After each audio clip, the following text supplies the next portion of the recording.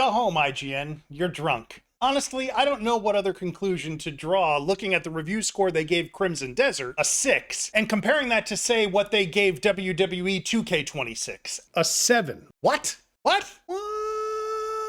What? But it isn't just IGN. At the risk of sounding like I'm rage baiting, the critical response to Crimson Desert over the last week has me convinced that the gaming press is all but broken. Well, my co-host Chuck and I have reviewed the game over the last week, and we have some very different findings to share. But we're also going to talk about why we think critics got it so wrong, and what we think needs to change in the review process for modern games. So let's get into it.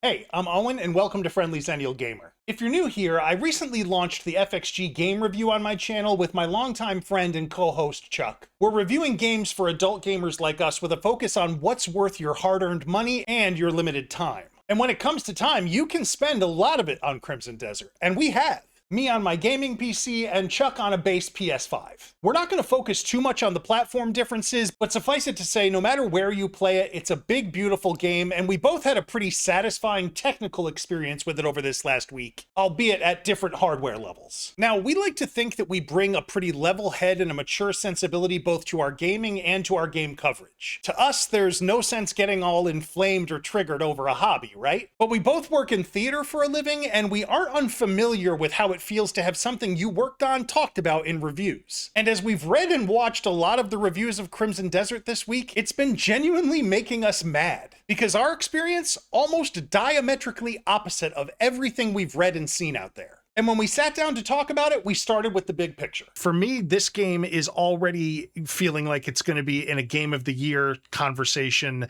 but I'm already feeling like it could end up being one of my all-time great games right out of the gate, at the risk of being hyperbolic. Where are you at after a week? Yeah, for me, I am excited by this game. I am excited to be here now talking with you about this game, and I'm excited to finish talking to you about this game so that I can get back to playing this game. All right, so let's start with just how the game looks. The talk about this game is just how epic it is, and I feel like a knock on a lot of games is they try to do so much, they try to create these big worlds, and the details end up getting lost or they end up getting phoned in. This game is trying to do both. It's trying to be epic in scale and also incredibly detailed and lush. This is the first AAA release that I'm playing from start to finish on PC, and the game looks amazing, it plays amazing, I've had no real technical issues to speak of, and the soundscape and the score are absolutely beautiful. You're playing it on base PS5. How's it playing in general? How does the game look to you? The game looks and feels great to me on the base PS5. I've had no stuttering. I've had no significant frame rate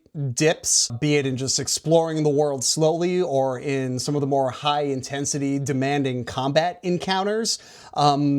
Technically, I'm having a fine experience on balanced mode on base PS5. To me, it's not even necessarily what it looks like that is the most important thing. It's like, does the world feel alive, right? Is it worth exploring? I understand why people are comparing the exploration to Breath of the Wild. It's like, I feel like around every corner, I'm inspired to want to go out and explore, and the game world very much feels alive to me. It is beautiful to explore. It is a game that asks you to slow down and take in the surroundings, and it gives you plenty of opportunities to do so. And to have the option of, am I going to push quests, am I going to push side quests, or am I going to sit here for 3 hours after work and just go fishing? That I haven't felt since Red Dead. That sense of like, I could just do anything in this world and get lost in it. And it is so ambitious. This game is so ambitious. Everyone makes a big deal of that. Something that has bothered me in reading some of the reviews right out of the gate is I almost feel like the ambition of the game, it has been a cause to be more nitpicky and more critical of the game. To me, that makes no sense at all. It's like, I feel like we should be rewarding a game developer for having ambition as long as they pull it off. I think the ambition should be rewarded, and I think the ambition should be praised. None of the systems in this game that I have engaged with, to me at least, feel half-baked at all. Be it the puzzles that I've encountered, the combat, the cozy nature of just mining or fishing or hunting, they all feel fully realized. I want to engage and explore all of it. Yeah, that's me too. And I feel like the aggregator headline right over the last week has been that this game was something of a disappointment, that it set this really high bar, this ambitious bar, and that it disappointed. And to me, it hasn't disappointed at all. In fact, in a lot of ways, I'm almost more enthusiastic about it than I thought I was going to be. And one of the reasons for that is actually the story. This game wants players to have a lot of freedom to manage their faction the way they want. It's just not a game that has narrative handholding baked into its DNA,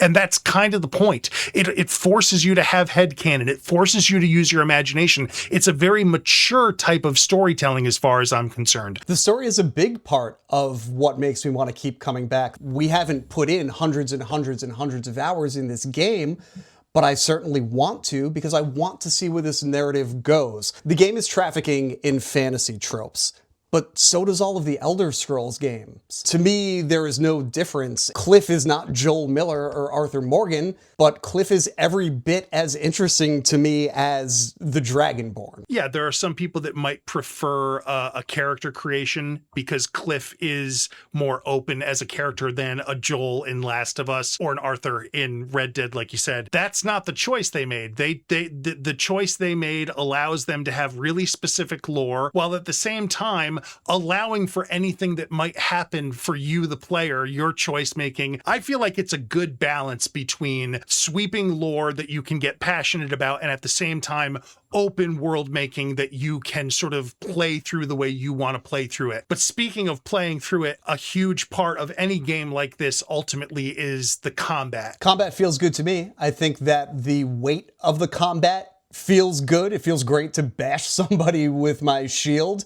I think the animations are engaging and have not gotten stale or old yet. You used the word weight to talk about the combat, and I think that that is something that players going in need to understand. People keep talking about like there being a jank or a clunkiness to the combat, and I just don't think that's true at all. I just think that there is a different weight to how Cliff swings a weapon than what we're used to in some of those other games. You know, at the same time, I don't know that I necessarily feel like I'm controlling the combat as precisely as in something like a Ghost of Tsushima or a Ghost of Yotei, but not in any way that has like put me off. The combat is good enough to make me want to keep playing the game. It's fun. Like, this game is fun to play, you know? Yeah, and I think the free-flowing nature of the combat and chaining combos and bouncing from enemy to enemy has shades of the Arkham games for me. And that combat is pretty universally praised, I think. There's never been a time where the combat has taken me out of an encounter, and there's never been a time where the story has taken me out of the encounter. Quite the opposite, I think, in both cases. Like, there's been plenty of variety. As much as there's like a variety to the game world, as much as there's a variety of what you can do in the game world, the combat presents variety in and of itself. The story presents a lot of different things that pop up and that you can get pretty deeply invested in. But there's no question that the game like isn't for everyone. If you are someone who can't deal with combat being even the littlest bit janky, right? Or if you're someone who just really wants to play games that take you from story beat to story beat, I don't think this game is probably for you. This game's not going to be for everyone. There is no game that is for everyone. Souls games are deeply beloved by a segment of the gaming population. They're not for me, and that's okay. I mean, we're clearly saying this is an excellent and ambitious game that delivers on the promise that it's been making in the run-up to its release. That generally speaking, the critical press around this game has not been particularly good. It's sitting in like the 75-ish range on Metacritic right now, and I genuinely have had to like give a lot of thought to like why did they get it so wrong? If we're right, why did they get it so wrong? I don't want to pick on any one publication, right? It's like we're just a small little YouTube channel here, but we try to be honest brokers, and IGN gave this game a 6, and you and I most recently reviewed WWE 2K26, and they they gave that a 7. That's not defensible, right? It's like WWE 2K26 launched essentially in a state of unplayability. At its core, using a number system to grade a video game, not just this game, but any game, is a bit of a fool's errand, but especially on a game like this. It is not a game that wants to be rushed so that you can make a deadline. I think a number system is far too simplistic to apply to this art form, and particularly a game with the ambition and the scope and the scale of Crimson Desert. But I also find it hard to see a game from a studio that has been developed over such a long period of time and is so ambitious getting given a middling score when a game that is largely a commercial cash grab, and I'm not trying to knock 2K26, but it's so many of the modes have this cash grab nature to them, and it really is just an iteration over what's come before it for several years in a series. Giving that an 8, like, that's just incongruous to me. But even if you take it to the point of like the individual critic, because obviously IGN and outlets like IGN, they have lots of different people writing for them. But even looking at the same critic that wrote the review for Crimson Desert, and I'm sure they're a lovely person, and this is not about them personally, but the fact of the matter is they gave The Outer Worlds 2 an 8 and Crimson Desert a 6.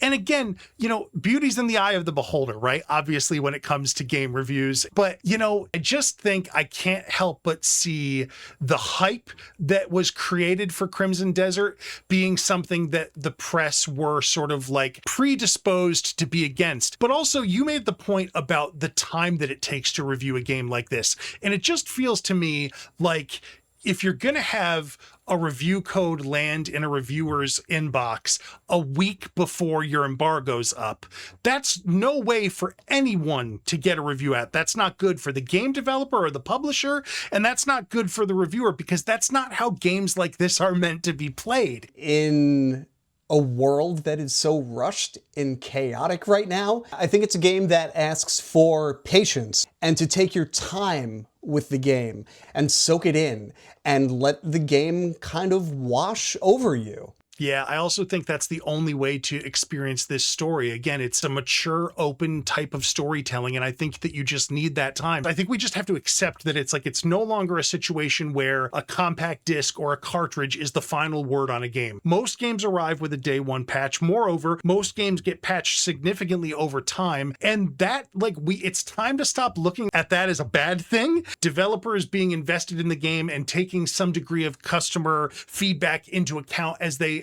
evolve the game, that's all a good thing. And it probably means that reviewers don't need to spend 120 hours to be able to say that they accomplished everything that the game has to offer in order to be able to get that review out and hit embargo. It's just too much. And I don't think that you have to do everything that a game has to offer in order to be able to review it. In fact, you and I have about half as much, or even a little less than that, of what some of the critical press have put into this game. But I think that we're almost in a better place to be able to recommend the game, because the question to us right now is do you want to keep playing? And I want to keep playing. This to me is a bit of a forever game in the way that I continue to play Skyrim now, however many years since that launched. So that's where we come down. This isn't just a good game. It's a great game. Yes, it's ambitious, but for us, that's a cause to celebrate, not a cause to double down on criticism. And again, we don't wish the gaming press or anyone in it ill. Competing for readers and viewers is tough business, and we know navigating embargoes must be tricky. But in this modern age of gaming, where a disc or a cartridge isn't the final word on a game, and instead games get patched and evolve over time, we really think it's time for developers, publishers, and the media to treat the review process differently than they used to. Now, will any of that happen? Probably not, no. Big corporate media outlets owned by bigger corporate media outlets aren't exactly famous for changing their processes and policies quickly. And there's a lot of money on the table for both game makers and the press. And there's nothing we can do about that. The IGNs and the big outlets of the world will just keep doing what they do. And again, everyone is entitled to their opinions and to sharing them online, whether in a big outlet, a small outlet, or anywhere in between. Even if that opinion is as stupid as giving The Outer Worlds an 8 and Crimson Desert a 6. But you can count on us to be more measured, nuanced, and consistent in our game coverage and reviews here at FXG. To not let the race for clicks rush us through a game. To not have a number scale that makes no sense from game to game. And to be honest about the sort of value you'll get for your time and your money if you do decide to jump into a game. And for us, Crimson Desert is the best value in a game in a long, long time. It absolutely deserves to be in the conversation for Game of the Year already, and we hope and suspect that it will be. That this utter brain fart of a last week in the gaming press will just drift away in the wind. And that this epic game will get the praise that it richly deserves. But enough about the critics, what do you think? I'd love to hear from you in the comments with your take if you've been playing so far. Special thanks to my buddy Chuck for joining me for this FXG review. Chuck will return in our review of LEGO Legacy of the Dark Knight, which will be coming soon. Till next time, I'm Owen, the friendly Xennial gamer. Ignore the hate and enjoy Crimson Desert. If you enjoyed this video, subscribe for more and give it a share to help other adult gamers you know find their way here. Thanks so much for watching and for your support.